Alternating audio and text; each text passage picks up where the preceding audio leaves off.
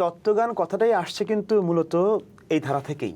মানে ধরেন আপনি লালন ফকিরের নাম আনলেন, তো লালন ফকির থেকে শুরু করে এখানে যত ধরনের সাধনার ধারা আছে, ফকিরি, সহজিয়া, বৈষ্ণব, শাক্ত, শৈব, আরও বহু রকম ধারা, এই সকল ধারাতে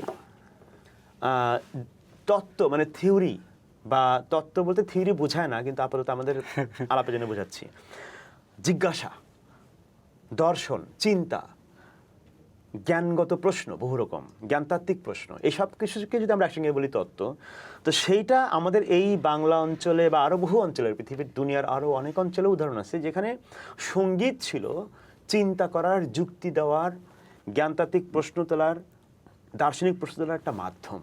এটা ওরাল ট্র্যাডিশনের ব্যাপার, মানে কথ্য সংস্কৃতির ব্যাপার। সেটা দিয়ে আমাদের বাংলা গানের একটা বড়, বলতে পারেন যে, পাটাতন তৈরি হয়েছিল।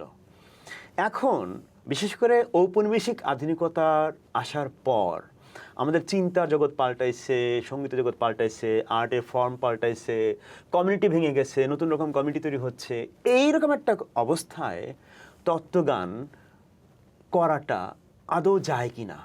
মানে লালন ফকির, আপনি জালালের নাম বলছেন, আপনি আব্দুল করিমের নাম আনছেন, তো আমি লালন ফকির পর্যন্তই আপাতত রাখি। তো এরা যে গান করলেন প্রি কলোনিয়াল বা উপনিবেশ পূর্বকালে, বেসিক্যালি তারা গান করেন নাই লালন ফকির। হ্যাঁ, শাহ আব্দুল করিম, জালাল খানের কেস আলাদা, তারা একদমই কলোনিয়াল মডার্নিটির মধ্যে জীবন ধারণ করা মানুষ। আর লালন ফকিরের জীবনের একটা সময়, পুরোটাই সময় কাটছে হচ্ছে যে ব্রিটিশ কলোনিয়াল রুলের মধ্যে, কিন্তু উনি ওনার জ্ঞান জগৎটা ঔপনিবেশিক আধুনিকতা দ্বারা অধিকৃত নয়, অকুপাইড নয়।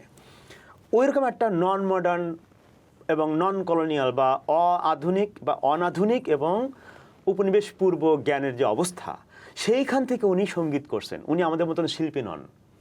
এই যে আমি বললাম যে মানে এগুলো গুরুত্বপূর্ণ, উনি শিল্পী নন, উনি কিন্তু তত্ত্ব রচয়িতা। সঙ্গীত ওনার তত্ত্ব রচনার মাধ্যম, উনি শিল্পী নন। আজকে আমাদের এখানে আমরা শিল্পী বলি নিজেদেরকে, এটাকে ওনাকে শিল্পী বলা যাবে না।